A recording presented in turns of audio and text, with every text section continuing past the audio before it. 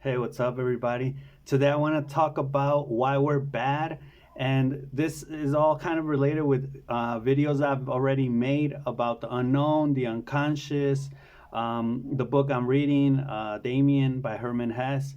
And there was this thing that I was reading by Allen Carr in his book, How to Quit Drinking Alcohol. And he spoke of the void and the reason why people basically start drinking. So he has this theory that kind of goes like this. He says that from the moment we're born, basically, we were traumatized, right? Like the shock of birth is, that's traumatizing in itself, right? Which I thought was really interesting. He doesn't get into these ideas, but I thought they were very interesting ideas. And then he says, as we're babies and children, we're always vulnerable, right? We always long for the security which we get from our mom. And if you've seen my pacifying videos, adult babies or baby adults, in it I explained this idea that we need pacifiers, but I believe that our first pacifier is our mother, right? So mom is there, we cry, mom is there, we get angry, mom is there, right? So or our caregiver or our guardian is there to soothe us, right? To soothe our anguish, our suffering, our negative emotions, basically. But he says somewhere along that line in developmental psychology, we develop the void. Now the void is a very interesting idea by Allen Carr, and he doesn't get into it. I don't know why. I mean, the book is helping you to quit drinking alcohol, so that's not the objective. He's not trying to theorize, but he just basically brushes over it. But I thought it was so interesting, right? So I'll get back to the void. Now I want to explain a couple things because I've also touched on Tony Robbins' idea of the needs that we have, and the first need, of course, is security. But then the second need is insecurity. It's diversity, right? So the first thing we need is order, and the second thing we need is disorder. This means that we need to know certain things to be able to live peacefully, right? Like we need to know where our food's coming from, we need to know we have money, we need to know we have somewhere to sleep, clothes on our back. We need to know certain things, like we have friends, we have family, we have a support system, right? But then the thing we need after that, and this is very true because otherwise we get bored, is fun activities, diversity, dynamic things, right? Like, and that's a thin line between, oh, I'm just gonna go out and have some fun, and like just going full blown crazy, getting drunk, like all these type of different things that we can do. So that's the diversity principle that I see. Alan Carr describes it as children that play, right? So when we're children, we play, and when we're adults, that's kind of related to danger. So, and this is interesting too. He mentions this. Handling danger is seen as adult, grown up, mature behavior, right? And when we're teens, you can kind of see this among our teenage peers, right? Like they'll challenge each other, right? Like, because they're not really children, but they're not quite adults yet. So it's like, can you drink that beer?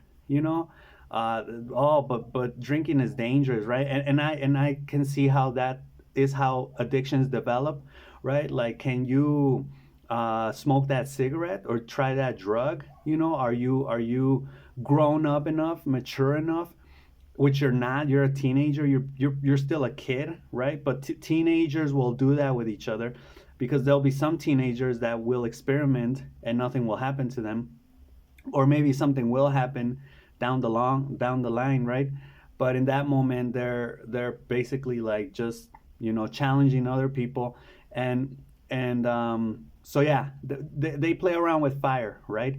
And then that even happens still when we're adults, right? Like can you I don't know, I'll think of some stupid ideas right now, like can you prove that you can take out a mortgage and pay it? Can you prove that you're man enough or woman enough to have a car? Um, to, I guess, to do these things that would seem kind of, I'm saying these are stupid ideas, but because those aren't really risky behaviors, but they're grown up behaviors, and they're behaviors that every adult should be able to do, right? But we all know that's not true, because we're all diverse. But we're not all diverse, but there are a lot of people that are different, and they have different mindset and different way of doing things, right? Okay, well, to get back on track, the void. The void, in essence, is the fear of death, right? It's being exposed and vulnerable. Because think about it, when you feel, adrenaline, let's say because you're trying out drugs, or you're doing extreme sports, or you're drinking, or you're doing risky behavior, right? Like driving fast, and you feel that adrenaline. I mean, I know not everybody feels that way, but there are a lot of people that will experiment that. They are adrenaline junkies. It's because in a way you're getting closer to death, right?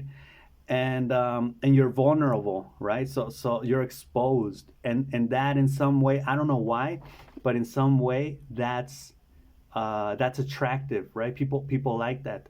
Some people like that, right? Allen Carr was talking about how when you drink, and you get really drunk, people, like the typical things, like your judgment is impaired, you're slower, your reaction time is slower. And he was saying that he learned that because his cat died. His cat was agonizing. His cat was dying. And as his cat was dying, he looked up like the symptoms and what his cat would go through. And he said it's pretty much what a drunk person experiences when they're super drunk, right? Like his cat's ability to move, to react was diminished, and he just found that interesting, and he mentions it in his book, and I find that interesting too, how you're basically getting closer to death when you're drunk, right? Or when you experiment certain adrenaline seeking behaviors, right?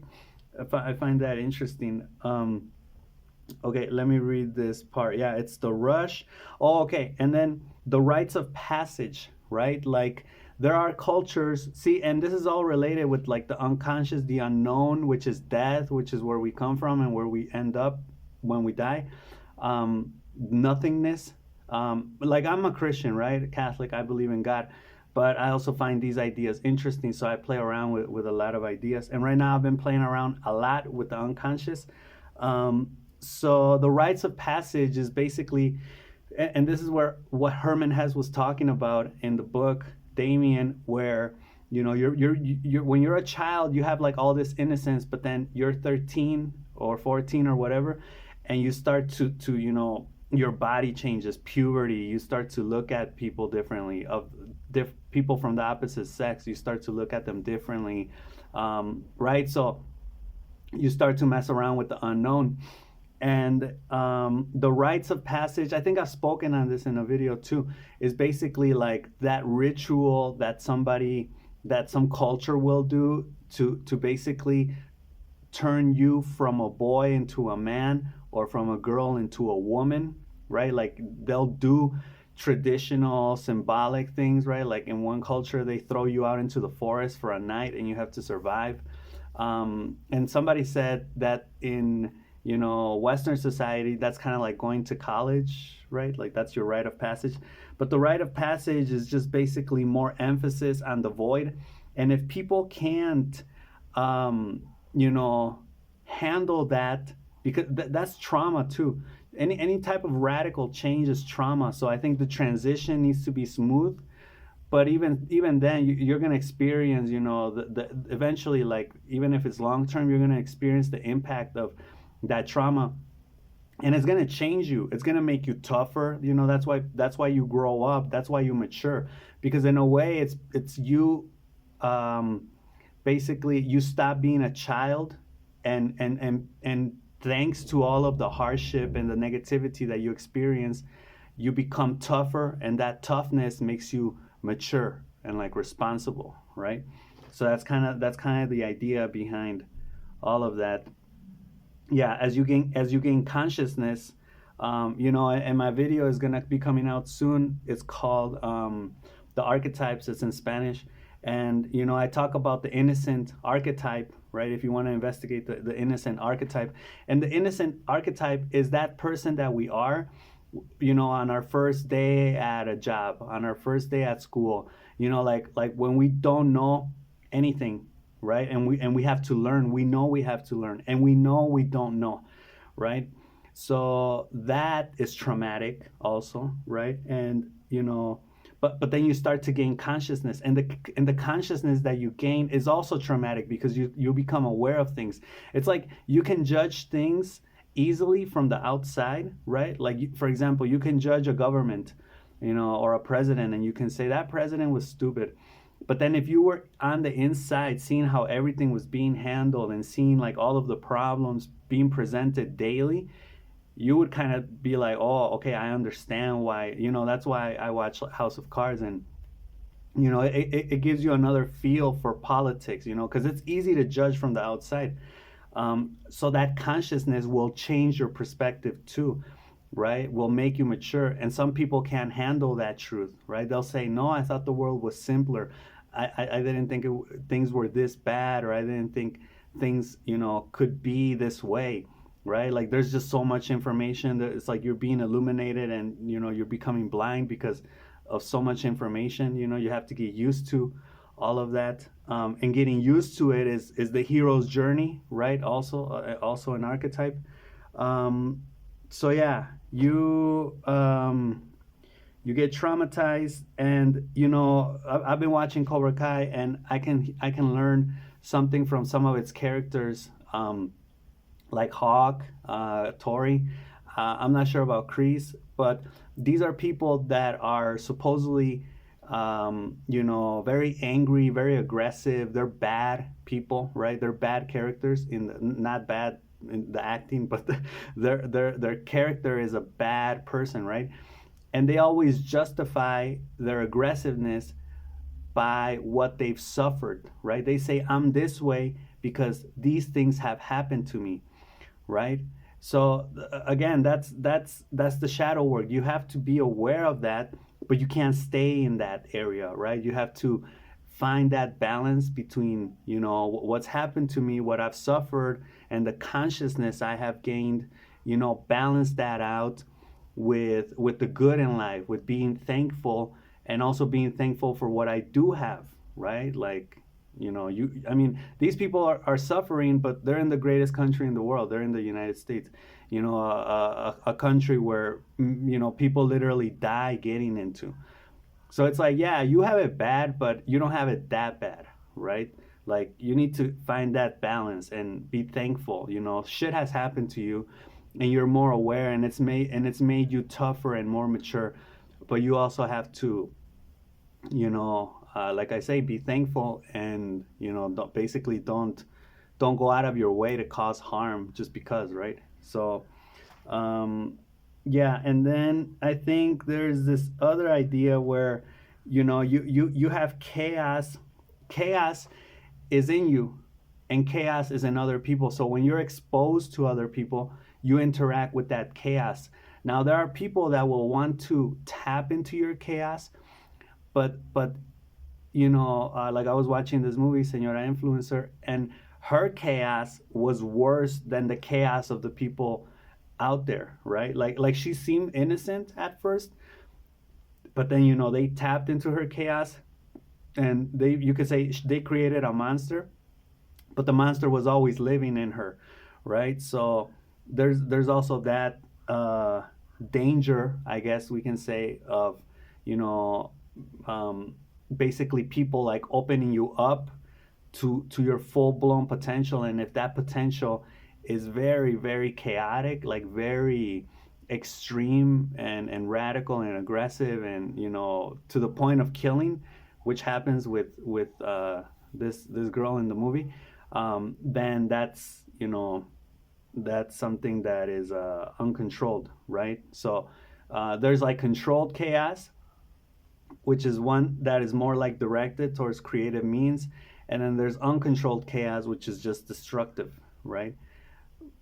From a cosmic perspective, both are the same, but for us humans, momentarily, we want more of the controlled chaos, not the uncontrolled chaos, right?